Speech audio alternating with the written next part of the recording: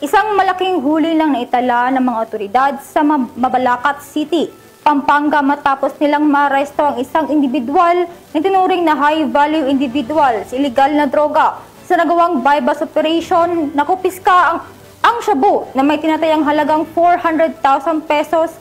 Ang matagumpay na operasyon, ito ay malaking ambag sa pagputol ng supply ng droga sa Pampanga.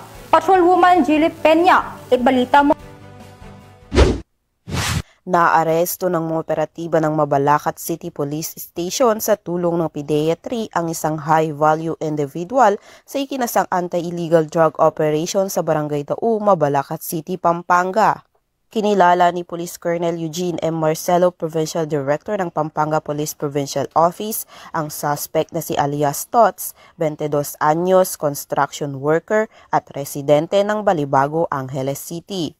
Nahuli siya matapos makabili ang pusher buyer ng isang sachet ng hinihinalang shabu sa halagang 1,000 pesos.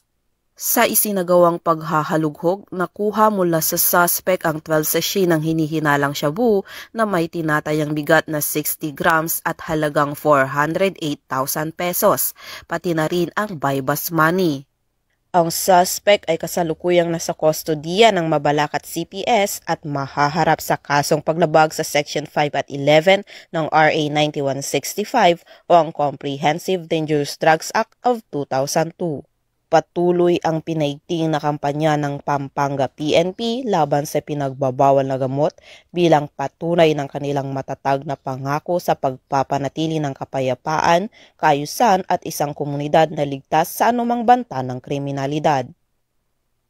Mula dito sa Police Regional Office 3, ako inyong PNN Correspondent, Patrolwoman Jilly Advincula Peña, alagad ng batas, tagataguyod ng Balitang Pulis.